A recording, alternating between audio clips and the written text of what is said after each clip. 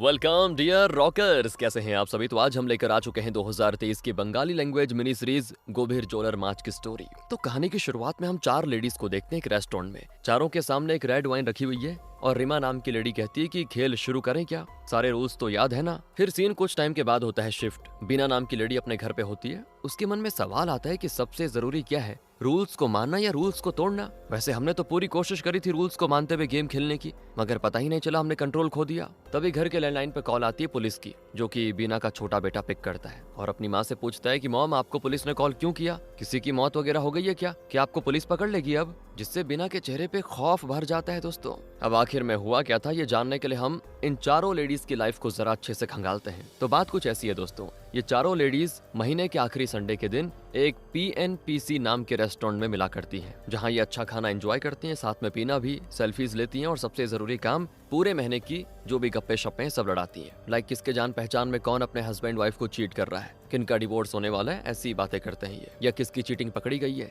और बताऊं आपको, इन सभी को बहुत ही बड़ा घमंड है कि हम उन लोगों की तरह नहीं है। हम और हमारे हस्बैंड तो पूरी तरह से लॉयल हैं, और अगर कभी ऐसी नौबत आती भी है कि हमारे हस्बैंड चीट करते हुए पकड़े गए तो हम तो सेपरेट हो जाएंगे, मगर कभी भी दूसरे मर्द के साथ शामिल नहीं होंगे। इस तरह इन चारों की सोच ऐसी है दोस्तों, पर इनको नहीं पता ना कि इनकी लाइफ में कौन सा भूचाल आने वाला है। तो हर महीने के आखिरी संडे की तरह आज भी तय था कि सब मिलेंगे PNPC रेस्टोरेंट में। 3 लेडीज तो आ चुकी होती है, मगर रीमा अभी तक नहीं आई होती है। तो ये लोग सोचते हैं कि आज रीमा इतना लेट कैसे हो गई। तभी हम रीमा को उसके घर पे रोते गाते देखते हैं, जहाँ पे वो सोचती रहती है कि आज की महिला मंडली में मेरा किस्सा डिस्कस होगा, पर ये तो बुरा हो जाएगा, ऐसा नहीं हो सकता। फिर वो हिम्मत जुटाती है और जैसे तैसे रेस्टोरेंट चली जाती है। अब वहाँ उसके चेहरे पे 12 बजा देखकर उसके फ्रेंड्स परेशान हो जाते हैं और पूछती हैं कि क्या हो गया, इस तरह लटका क्यों रखा है चेहरा, तुमने तीर्थ जीजू को अपनी प्रेगनेंसी के बारे में बताया क्या।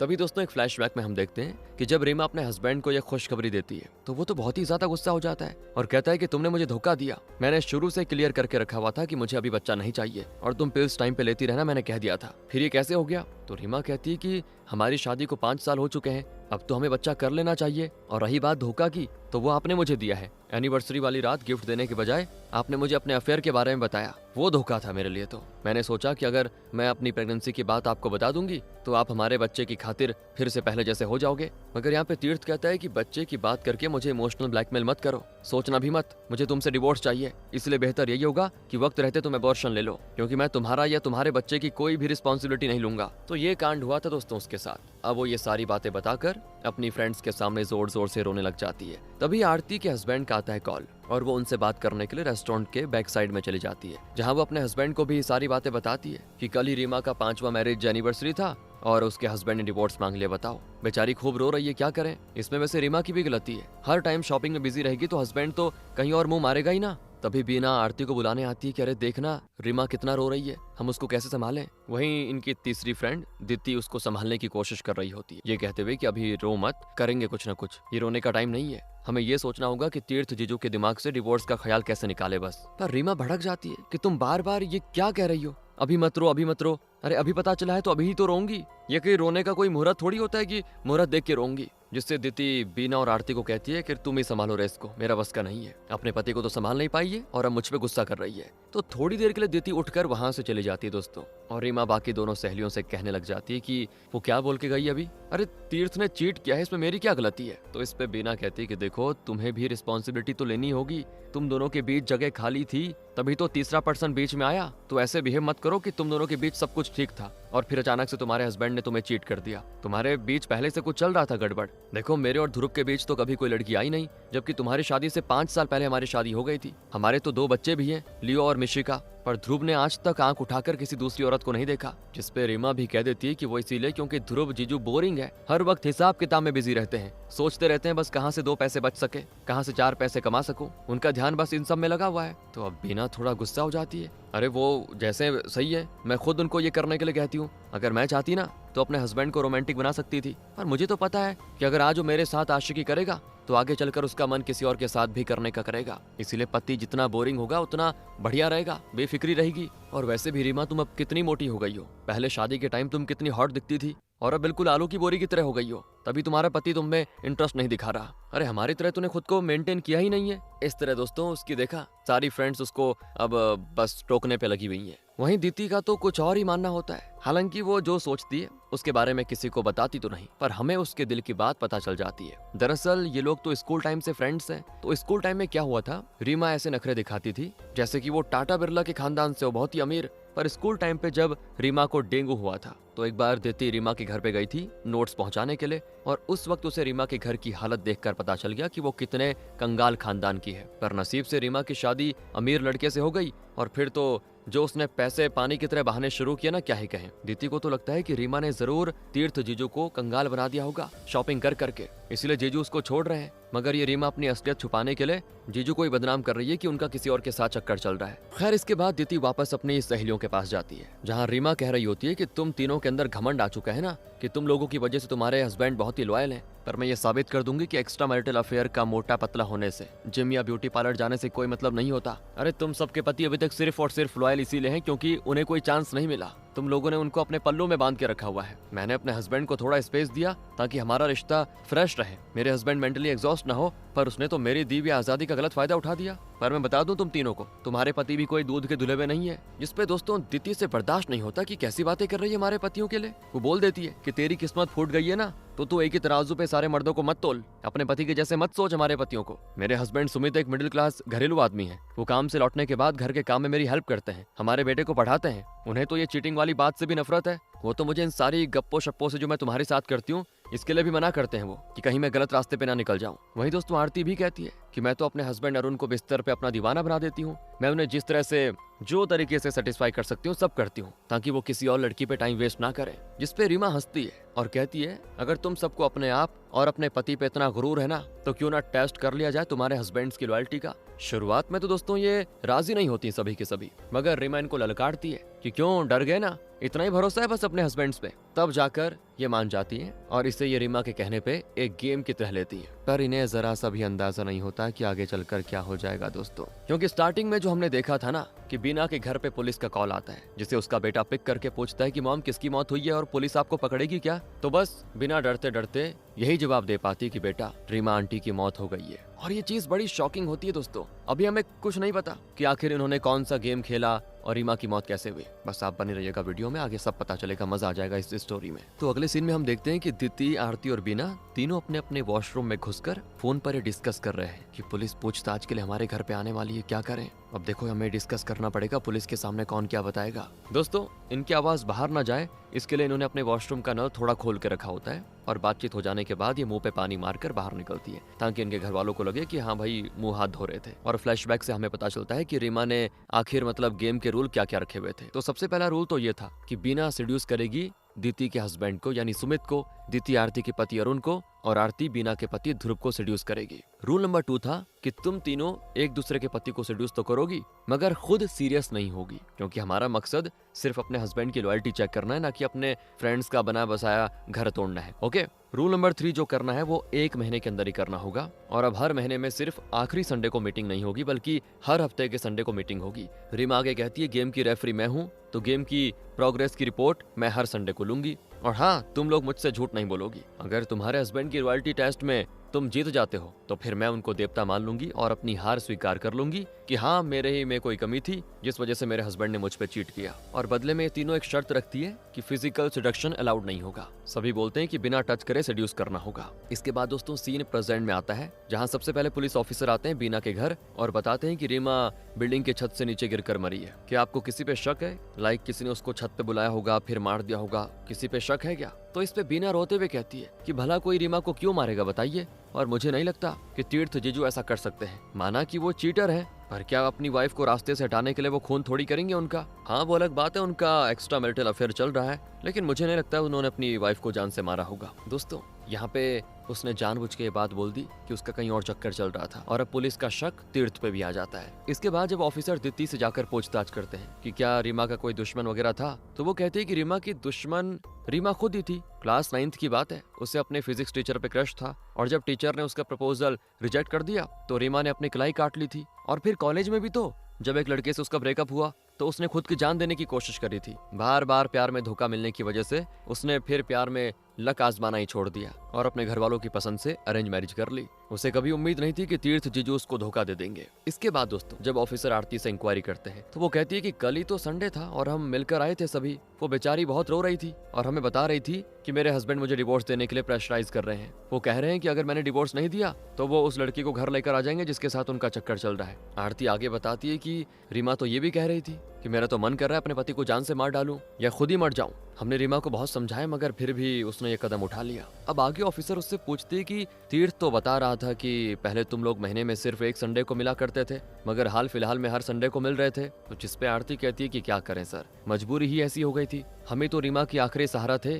वो अपने घर में अपनी सास से अपनी दिल की बातें नहीं बता पाती थी क्योंकि उसकी सास उसको ही ब्लेम कर रही थी कि तूने मेरे बेटे को खुश नहीं किया होगा इसलिए वो भटक गया। तो तब ऑफिसर कहते हैं कि पर एक बात बताइए, आप लोगों ने तो रीमा को ब्लेम नहीं किया ना? तो वो कहती कैसी बातें कर रहे हो सर, हम उसकी बचपन की फ्रेंड है, हम ऐसा क्यों करेंगी? तो अब ऑफिसर तीनों से ये पूछते हुए दिखाई देते हैं कि आप लोग इतनी अच्छी फ्रेंड थी फिर भी अपनी सहेली को देखने घटना स्थल पे क्यों नहीं पहुंची, क्या बात है बताइए? तो ये तीनों बढ़िया वाला बहाना बनाती है कि सर हमारी हिम्मत नहीं हुई थी उसे इस हालत में देखने की। इसके बाद स्टोरी फिर से पीछे जाती है और हम देख पाते हैं कि गेम स्टार्ट होने के कई दिनों के बाद तक आरती ने इसमें कोई कदम नहीं उठाया था। पर एक दिन रीमा आरती को फोन करके बताती है कि कल तुम्हारे हस्बैंड घर लेट आए थे ना, इसका मतलब समझी तुम? दीप्ति ने अपना खेल शुरू कर दिया है, देखो कहीं तुम पीछे न रह जाओ। इसीलिए दोस्तों आरती भी अपने टारगेट बीना के पति ध्रुव को कॉल करके कहती है, क्या आप आज रात एक रेस्टोरेंट में मुझसे मिलने आ सकते हो? वो क्या है ना, मुझे कुछ हेल्प चाहिए थी पर ये बात आप प्लीज बीना को मत बताना। और ध्रुव जब आरती से पूछने की कोशिश करता है कि आखिर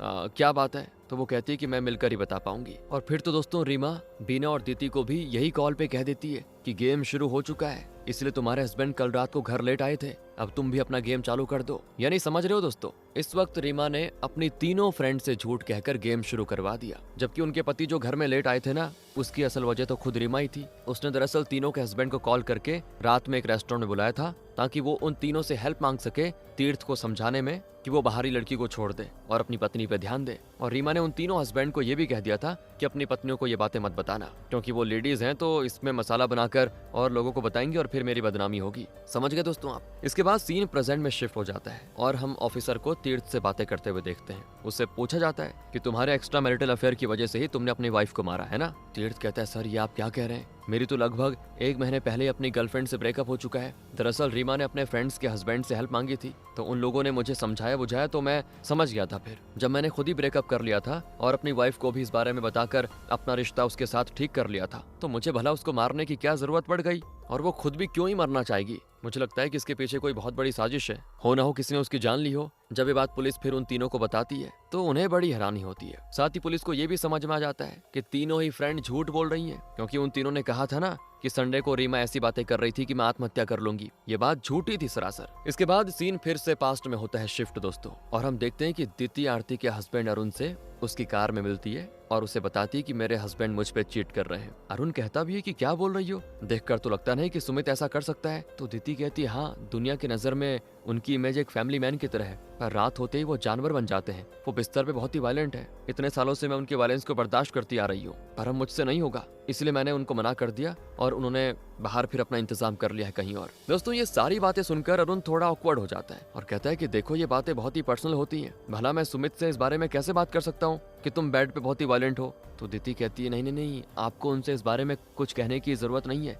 देखिए आरती भी तो बेड पे वायलेंट है पर आप एंजॉय करते हो ना, तो मुझे भी बस अपने हस्बैंड की दरिंदगी एंजॉय करना सिखा दीजिए। अरुण की तो हालत खराब हो जाती है और वो कहता है कि तुम्हें ये सब आरती ने बताया? तो वो कहती है हाँ, और कौन बता सकता है, वही कहा करती थी कि वो आपको बेड पे डोमिनेट करती है, काबू करके रखती है। ये सुनकर अरुण बहुत ही उदास हो जाता है और कहता है कि देखो मैं तुम्हारी कोई मदद नहीं कर सकता क्योंकि मैं खुद इस चीज से परेशान हूँ। मैं तो सिर्फ ये सब इसीलिए बर्दाश्त करता हूँ क्योंकि मैं अपनी वाइफ से प्यार करता हूँ। अगर मैं मना करूंगा तो वो समझेगी मेरा प्यार खत्म हो गया है। और तभी दीप्ति अरुण के हाथों पे अपना हाथ रखकर कहती है चलिए मुझे कोई हेल्प तो नहीं मिली पर अपना दुख साझा करने के लिए एक दोस्त तो मिल गया। दूसरी ओर आरती बीना के हस्बैंड ध्रुव से मिलने एक न्यू अपार्टमेंट में जाती है जिसके बारे में ध्रुव ने अभी तक बीना को नहीं बताया था। एक्चुअली वो बीना को बर्थडे गिफ्ट में ये अपार्टमेंट गिफ्ट करना चाहता था, मगर आरती को कुछ पर्सनल बात ध्रुव से डिस्कस करनी थी, इसलिए वो उसको यहाँ पे लेकर आ गया। तो अब रोते हुए ये देखिए आरती की एक्टिंग, वो रोते हुए अरुण से कहती है, आपको तो फाइनेंस की अच्छी नॉलेज है ना जीजू, पता है मैं अपने माँ बाप की इकलौती बेटी थी, इसलिए उनकी मौत के बाद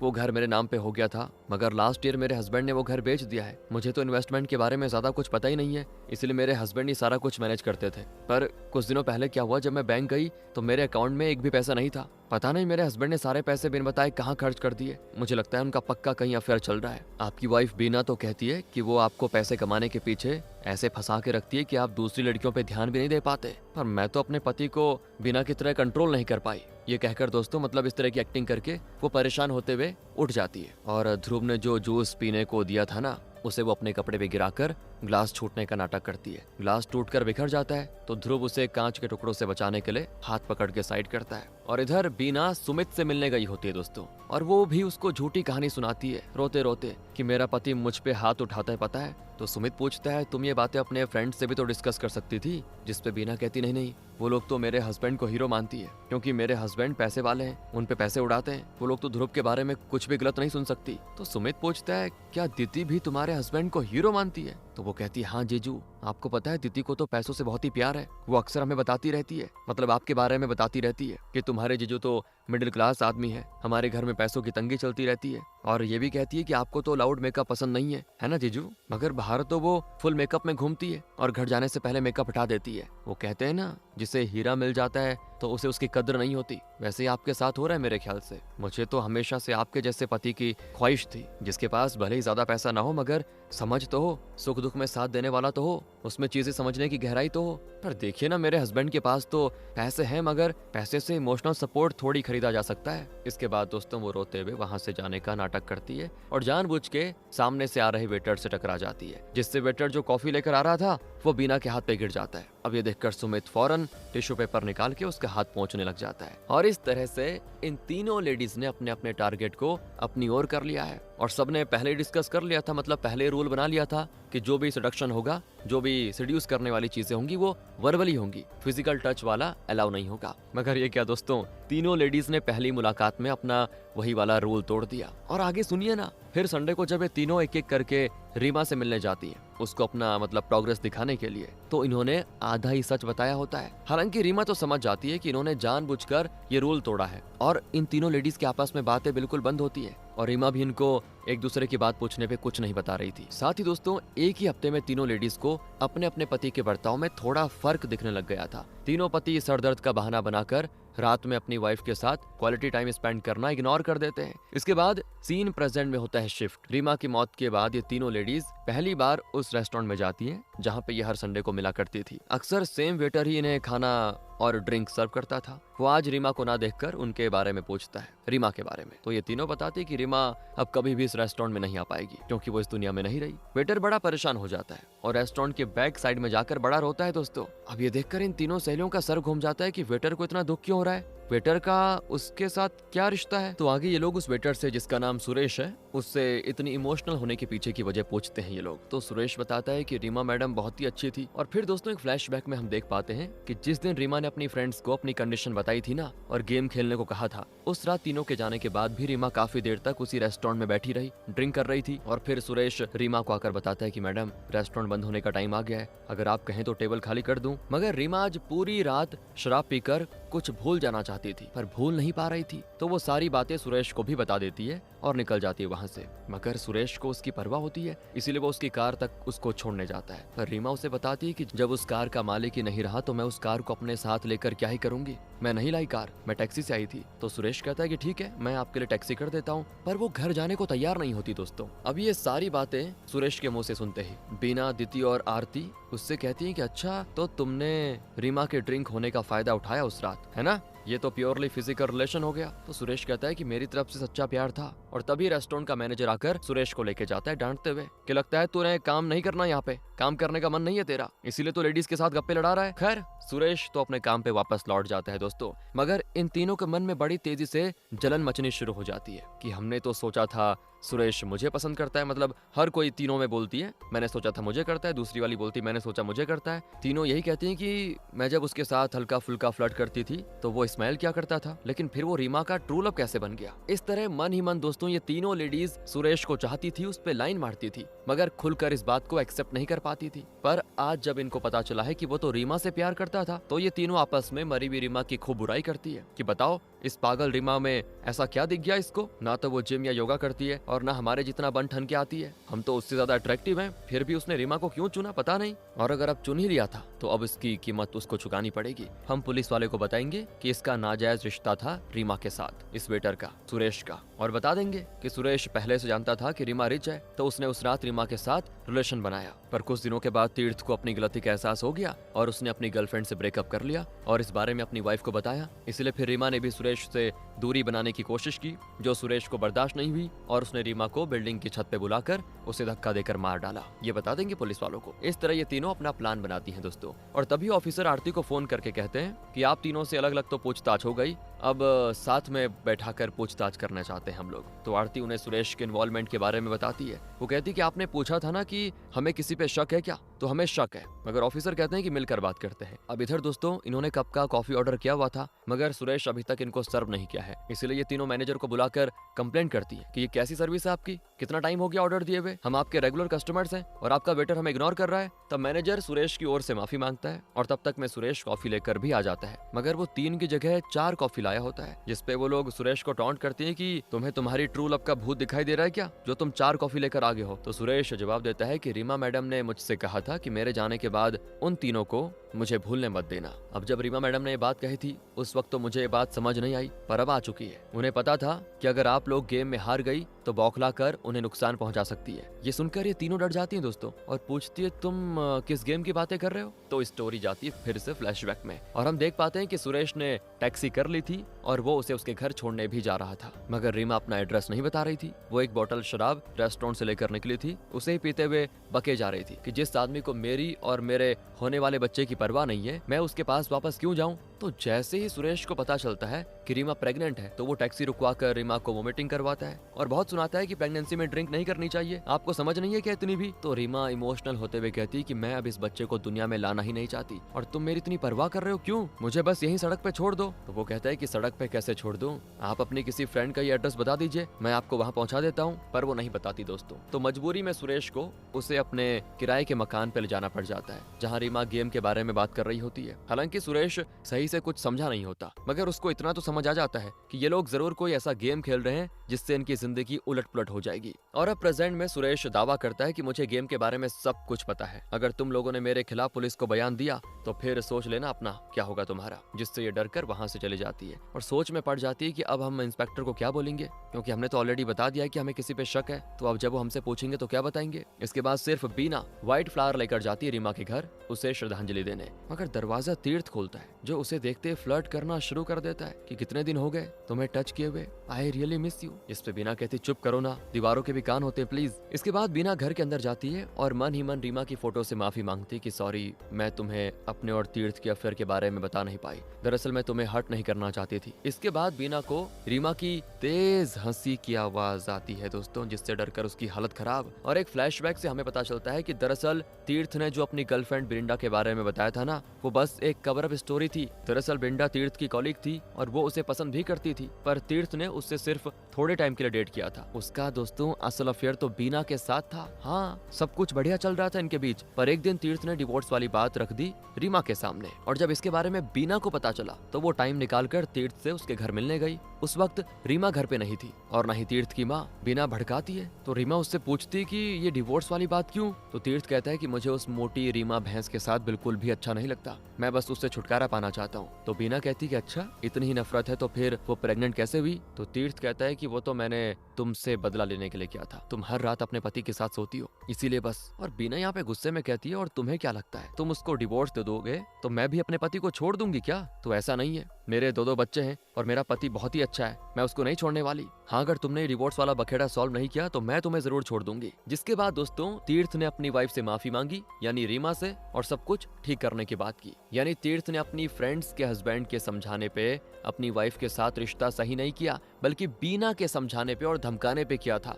ये है सीन तो। और इसके बाद तो बीना, आरती और दीति ने गेम को एक स्टेप आगे बढ़ाया। इन्होंने एक दूसरे के हस्बैंड से जो पहली मीटिंग करी थी, उसी वक्त सभी ने हस्बैंड के अंदर उनकी वाइफ्स के लिए जहर घोल दिया था, जिससे उनका बिहेवियर अपने वाइफ के प्रति काफी रूड हो चुका था। और अब सेकंड मीटिंग पे तीनों अपने अपने टारगेट के दिल में अपने लिए जगह बनाने की कोशिश में जुट जाती है। आरती और दीति को अब इस गेम में मजा आने लग गया था। वो फिजिकली अपने टारगेट के बड़ा करीब जाना चाहती थी। वहीं बीना के पास पहले से अपना पति और रीमा का पति तो था ही, तो वो अब सुमित जीजू से सिर्फ दोस्ती ही करना चाहती थी। मगर सुमित जब सामने से उसे दोस्ती का हाथ बढ़ाता है तो बीना का ईगो हर्ट हो जाता है। वो सोचने लग जाती है कि अब मैं पहले की तरह अट्रैक्टिव नहीं हूँ क्या, जो ये मुझे फ्रेंड जोन कर रहा है। इसीलिए वो अब रोना धुना कर देती है, अपनी जान देने की बातें करके खूब ड्रामा करती है। वहीं प्रेजेंट में पुलिस ऑफिसर कॉल करके तीनों लेडीज को रीमा के घर पे इंक्वायरी करने के लिए बुलाता है और तीर्थ के सामने ही उन तीनों से पूछताछ की जाती है कि बताओ किस पे शक है। तो ये काफी परेशान हो जाती है कि हमें तो सुरेश ने धमकी दे के रखी हुई है, उसके बारे में तो बता नहीं सकते, फिर किसका नाम ले। तो आरती और दीति ब्रिंडा का नाम ले लेती है कि वो तीर्थ जीजू की गर्लफ्रेंड थी, तो हो सकता है अपने ब्रेकअप से गुस्सा होने के बाद उसने रीमा का खून कर दिया हो। पर बीना कह देती कि नहीं नहीं, हमारे पास कोई पुख्ता सबूत नहीं है, तो हम उसे कैसे ब्लेम कर सकते हैं। तब तीर्थ कहने लग जाता है कि फिर बिना सबूत के तुमने मुझ पे कैसे इल्जाम लगा दिया। तो बीना की मन की आवाज से दोस्तों यहाँ पे हमें पता चलता है कि उसने जानबूझकर तीर्थ पे इल्जाम लगाया था, ताकि आगे चलकर कोई बीना और तीर्थ के अफेयर के बारे में सोच भी ना पाए। साथ ही तीर्थ ब्रिंडा से अपनी ब्रेकअप वाली बात बताकर पुलिस की नजर में इनोसेंट साबित हो जाए। तो ऐसा तो हो ही गया था दोस्तों। पुलिस को तो लग ही रहा था कि उसने अपनी वाइफ के साथ फिर रहने का डिसाइड कर लिया था, तो क्यों मारेगा अपनी वाइफ को, यानी कि बीना का प्लान काम कर रहा था। खैर अब पुलिस ऑफिसर कहते हैं अगर आपके पास कुछ कहने के लिए नहीं है तो मैं उसे बुलाना चाहूंगा जिसके पास बहुत कुछ है कहने को। और वो कॉल करके सुरेश को बुलाता है दोस्तों, जिससे तीनों लेडीज के चेहरों का जो रंग था एकदम से गायब। पर सुरेश के आते यहाँ तीनों ठान लेती है कि पुलिस के सामने हमें सुरेश को बोलने का मौका ही नहीं देना है, हमें उसे किसी भी हाल में गलत साबित करके रहना है। तो इसीलिए ये तीनों बारी बारी से कहने लग जाती है कि ये तो बहुत ही घटिया लड़का है, हम जब भी उसके रेस्टोरेंट में जाते थे हमें बड़ी गंदी अश्लील चीजें दिखाता था, इशारे कर करके हमसे फ्लर्ट करने की कोशिश करता था। हमारी इंसानियत तो देखिए, इतना कुछ होने के बाद भी हमने इसकी कंप्लेंट नहीं की कि कहीं इसकी नौकरी ना चली जाए। हम तो बच गए, मगर रीमा बेचारी इसके झांसे में फंस गई। अमीर आदमी की डिप्रेस्ड बीवी का इसने फायदा उठाया, और जब रीमा का अपने हस्बैंड से सब कुछ ठीक हो गया तो रीमा ने सुरेश से अपना रिश्ता तोड़ने की कोशिश की होगी और फिर इस सुरेश ने उसकी जान ले ली होगी। ये सब जानकर तीर्थ भी गुस्से में रिएक्ट करता है दोस्तों। वो सुरेश के साथ मारपीट करने लग जाता है और उसको अरेस्ट करने को कहता है। पुलिस भी अपने असिस्टेंट को बुलाकर सुरेश को पुलिस की गाड़ी में बैठाने को कहती है और इन तीनों से पूछती है कि जिस रात रीमा की मौत हुई उस रात आप तीनों कहाँ थी। तो वो कह देती है कि हम तो अपने अपने घर में सो रहे थे, इतनी रात को हम आखिर जा ही कहाँ सकते हैं। तो ऑफिसर कहते हैं कि अच्छा ठीक बात है, आपके हस्बैंड इस बात की गवाही तो दे सकते हैं ना। जिसपे बीना कहती कि नहीं नहीं, उस रात मेरे पति पोकर नाइट में गए हुए थे। दीदी कहती मेरे हस्बैंड अपनी दीदी के घर गए हुए थे, और आरती कहती कि मेरे पति अपने फ्रेंड के साथ पार्टी करने गए हुए थे। तो ऑफिसर कहता है यार बड़ा कमाल है, रीमा की मौत वाली रात आप तीनों के पति घर पर नहीं थे और आपको जरा सा भी शक भी नहीं हुआ। वहीं एक फ्लैशबैक से हमें पता चलता है कि इनके पतियों ने इनसे झूठ बोला था और ये तीनों अपनी अपनी सेटिंग के घर के बाहर 12 बजे उनसे मिलने गए हुए थे। पर उस रात एग्जैक्टली क्या हुआ था दोस्तों हमें अभी तक नहीं पता। तो ऑफिसर प्रेजेंट में सुरेश को लेकर पुलिस स्टेशन जा रहा होता है, उससे पूछताछ करते हुए जा रहा होता है कि तुमने अपने अफेयर के बारे में मुझे बताया क्यों नहीं अभी तक। तो सुरेश कहता है कि मुझे तो मेरी बात बोलने का मौका ही नहीं दिया गया, मैं तो गे हूँ, मुझे लड़के पसंद है। रीमा के साथ तो मेरी प्योर फ्रेंडशिप वाली बॉन्ड थी, फ्रेंडशिप के नाते मैं उससे सच्चा प्यार करता था, हमारे बीच तो कोई भी नाजायज रिश्ता नहीं था। अब इधर जब ये तीनों लेडीज अपने अपने घर पहुंचती हैं तो देखती हैं कि उनके हस्बैंड बड़ी टेंशन में है। वो अपनी वाइफ से बोल रहे होते हैं कि इंस्पेक्टर का फोन आया था, उन्होंने आज रीमा के घर पे तुम तीनों से पूछताछ की और तुमने ये बता दिया कि जिस रात रीमा की मौत हुई मैं घर पे नहीं था। तीनों के पति ऐसा ही बोलते हैं दोस्तों, जिसपे तीनों की वाइफ अपने हस्बैंड से कहती है कि अरे तुम इतना घबरा क्यों रहे हो, इंस्पेक्टर ने मुझसे पूछा कि उस रात तुम अपने घर पे थी, इस बात की गवाही क्या तुम्हारे हस्बैंड दे सकते हैं, तो मुझे बताना पड़ा ना कि तुम घर पे नहीं थे बस इसीलिए। जिसपे हस्बैंड बताते हैं कि अब इंस्पेक्टर अगले दिन हमसे पूछताछ करने आएंगे, चलो हम घर पे नहीं थे पर क्या तुम घर पे थी। बस दोस्तों तीनों हस्बैंड्स अपनी अपनी वाइफ का बैग चेक करते हैं और उनमें उन्हें अपनी वाइफ के इनिशियल लेटर के गोल्ड चेन मिलती है। वो तीनों अपनी वाइफ से सवाल करते हैं कि किसने दिया तुमको ये। तीनों की पत्नियां डर जाती हैं और झूठ कहती हैं कि ये तो मुझे रीमा ने दिया था। अब दोस्तों क्योंकि रीमा तो इस दुनिया में बची नहीं है गवाही देने के लिए, इसीलिए इन्होंने रीमा का नाम ले लिया। मगर हस्बैंड्स तो अपनी वाइफ पे शक करने लग जाते हैं तीनों के, क्योंकि इन्हें एक नोट रिसीव हुआ था जिसमें इन्हें अपनी वाइफ का बैग चेक करने को कहा गया था। अब आगे एक फ्लैशबैक से हमें पता चलता है दोस्तों कि जिस रात रीमा की मौत हुई थी ना, उस रात तीनों पतियों ने अलग अलग रीजन देकर अपनी वाइफ से कहा कि आज रात हम घर नहीं आ पाएंगे, और उसी रात 12 बजे वो अपनी अपनी सेटिंग से मिलने गए थे। रात में बाहर जाना पॉसिबल तो नहीं था, इसीलिए ये तीनों कुछ देर के लिए अपने घर के बाहर ही मिलने को रेडी हुई थी। उस वक्त सुमित ने बीना को, अरुण ने दिति को और ध्रुव ने आरती को उनके नाम के इनिशियल लेटर की गोल्ड चेन दी थी, जिसे इन तीनों ने लेने से मना कर दिया था कि नहीं नहीं इतना महंगा है, हम नहीं ले सकते और इसे मैं रखूंगी कहाँ पे। तो दोस्तों तीनों मर्दों ने अपने अपने प्यार का वास्ता देकर उनको वो चेन रखने पे मजबूर कर दिया था, और साथ ही ये भी कहा था कि अगर तुम इसको पहन नहीं सकती तो अपने बैग में रख लेना, जिससे मुझे हर पल तुम्हारे पास होने का एहसास हो। फिल्मी डायलॉग मार दिया। अब ये सारी बातें तो इन तीनों लेडीज ने टॉप सीक्रेट रखी हुई थी, मगर कल रात जब इंस्पेक्टर ने रीमा के घर पे इनसे पूछताछ करी तो ये काफी डर गई, और इन्होंने फिर ये फैसला लिया कि अब हम आपस में एक भी सीक्रेट नहीं रखेंगे। इसीलिए इन्होंने कल ही एक दूसरे को सारी बातें बता दी थी कि तुम्हारे पतियों के साथ हमने कैसे कैसे चक्कर चलाए और क्या क्या किया। तो इन तीनों को पता चल गया था कि हमारे पतियों ने अपनी अपनी सेटिंग को गोल्ड चेन दी है। अब जब इतना कुछ हो रहा है तो हो सकता है चेन वाली बात भी रिवील हो जाए। तो वो क्या करती हैं दोस्तों, पहले ही प्लानिंग कर लेती है कि अगर ऐसा कुछ होता है तो हम सब यही कहेंगे अपने अपने पतियों से कि ये चेन हमको किसने, रीमा ने दी है, और ऐसी चेन हम सारी सहेलियों के पास है, ये बोल देंगे हम। इधर सुरेश इंस्पेक्टर को वो सारी बात, मतलब वो गेम वाली बात के बारे में सब कुछ सच बता देता है जो भी उसको पता था। साथ ही दोस्तों वो एक और ट्विस्ट रिवील करता है कि पतियों को भी इस गेम के बारे में पता है, और उन्हें ये चीज बताई खुद रीमा ने। रीमा ने एक एक करके तीनों के पतियों को मिलने बुलाया था और थैंक यू कहा था कि आप लोगों के समझाने की वजह से मेरे हस्बैंड वापस सही ट्रैक पे आ गए हैं। पर क्या आपकी वाइफ सही ट्रैक पे है? जिससे पति हो जाते हैं शॉक्ड कि मेरी बीवी ऐसा नहीं कर सकती। और तब रीमा उनको एक एक करके सारी सच्चाई बता देती है कि आपकी बीवी का तो इसके साथ अफेयर चल रहा है, आपका भी तो अफेयर चल रहा है ना। पर पतियों को ये लगता है दोस्तों कि भले ही मैं किसी और की बीवी के साथ इन्वॉल्व हो रहा हूँ, पर मेरी वाइफ ऐसा थोड़ी कर सकती है, उसे नहीं करना चाहिए ये। तब रीमा उन्हें कहती है कि ठीक है, फिर ये लो गोल्ड चेन और अपनी अपनी लवर्स को आधी रात में बुलाकर दे दो। अगर आधी रात में वो तुमसे मिलने को रेडी हो जाती हैं तो समझ जाना उनके दिल में तुम्हारे लिए कुछ है। और साथ ही तुम अपनी बीवी के बैग में चेक करना कि तुम्हें सिमिलर चेन मिलती है कि नहीं। अगर मिलती है तो फिर समझ जाना कि तुम्हारी वाइफ कितनी ज्यादा लॉयल है। दोस्तों ये कहकर रीमा तो हंसने लग जाती है, और वहीं उसी रात रीमा की मौत हो जाने की वजह से पतियों का ध्यान बैग चेक करने से बिल्कुल हट जाता है। मगर आज जब बात उन तक पहुंच गई, इंस्पेक्टर उनसे इंक्वायरी करने आ रहे हैं, तो उनको वो बैग खोलने वाली और चेन की बात याद आती है। वहीं लेडीज भले ही बाहर अपने अफेयर कर रही हो, पर वो अपनी बसी बसाई दुनिया को किसी भी कीमत पे खोना नहीं चाहती थी। वो अपने हस्बैंड से मतलब अलग नहीं होना चाहती थी। बड़ा कॉन्ट्राडिक्टरी खेल हो रहा है। अब ये सारी बातें जानकर इंस्पेक्टर कहता है कि अरे बाप रे, मैं तो रीमा को विक्टिम समझ रहा था, पर ये तो बड़ी खतरनाक निकली। पहले इसने अपनी फ्रेंड्स को ये गेम खेलने के लिए उकसाया और फिर उनके पतियों को इसके बारे में बता दिया। जिस पर सुरेश कहता है कि इंस्पेक्टर साहब, उनकी फ्रेंड्स ने उनके साथ जो किया उसके बारे में जब आपको पता चलेगा तो आप खुद हैरान हो जाएंगे। तो सुनिए, मैंने रीमा मैडम को अपने रूम की डुप्लीकेट चाबी दे रखी थी ताकि जब उनका मन करे वो आ जा सके बिना किसी संकोच के। रीना मैडम एक दिन बड़ी खुशी खुशी मुझे वो चाबी लौटाने के लिए आई और कहा कि मेरे और मेरे हस्बैंड के बीच सब कुछ ठीक हो गया है। मेरे हस्बैंड अब चाहते हैं कि मैं इस बच्चे को दुनिया में लेके आऊं। उन्होंने ये भी कहा कि मैं अपना माइंड फ्रेश करने के लिए कुछ दिनों के लिए मायके जाने वाली हूँ। मगर अभी मैं तुम्हारी चाबी लौटाने आई रही थी तो मुझे रियलाइज हुआ कि मुझे अपने हस्बैंड के साथ खुशी के पल और बिताने चाहिए। तो सुरेश कहता है हाँ, तो आपको फौरन अपने घर जाना चाहिए। और हाँ, माना कि सब ठीक हो गया, फिर भी आपके दोस्त का ये घर आपके लिए हमेशा खुला रहेगा, जब मर्जी आ जाना। तो दोस्तों रीमा खुशी खुशी जाती है अपने घर। वहाँ जो वो अपने बेडरूम से आवाजें सुनती है, उसके पैरों तले जमीन खिसक जाती है। बीना तीर्थ के साथ इंटीमेट हो रही थी और दोनों आपस में बातें भी कर रहे थे। बीना कह रही थी कि अगर रीमा वापस आ गई तो क्या होगा, जिस पे तीर्थ कहता है अरे उस आलू की बोरी का नाम मत लो, मूड खराब हो जाएगा, अभी मजे करो। अगर आ भी गई तो क्या ही हो जाएगा, उसे तो पहले ही पता है कि मैं लॉयल नहीं हूँ उसके लिए। मगर हाँ, जब उसे पता चलेगा कि उसकी बेस्ट फ्रेंड भी उसे चीट कर रही है तो उससे तुम निपट पाओगी क्या। सारी सच्चाई जानने के बाद भी रीमा उन्हें कन्फर्म नहीं करती और रोते रोते वापस सुरेश के पास आ जाती है। वहीं प्रेजेंट में दोस्तों, जब तीनों पति अपनी बीवी पे प्रेशर बनाते हैं कि सच सच बताओ तुम्हें वो चेन दिया किसने था, तो प्लान के मुताबिक पत्नियां सारा पासा ही पलट देती है और कहने लग जाती है कि तुम्हें लगता होगा कि तुमने हमें पकड़ा है, पर सच्चाई तो यह है कि हमने तुम हस्बैंड्स को एक्सपोज कर दिया। हम तीनों ने प्लान किया था अपने अपने हस्बैंड्स का लॉयल्टी टेस्ट करने के लिए। दीदी तो अपने हस्बैंड से कहती है, तुम्हें तो एक्स्ट्रा मैरिटल अफेयर के नाम से भी बहुत चिढ़ थी, पर जैसे बीना ने तुम्हें अपनी मजबूरी बताई और प्यार के 2 मीठे बोल क्या बोल दिए, तुम तो फिसल गए।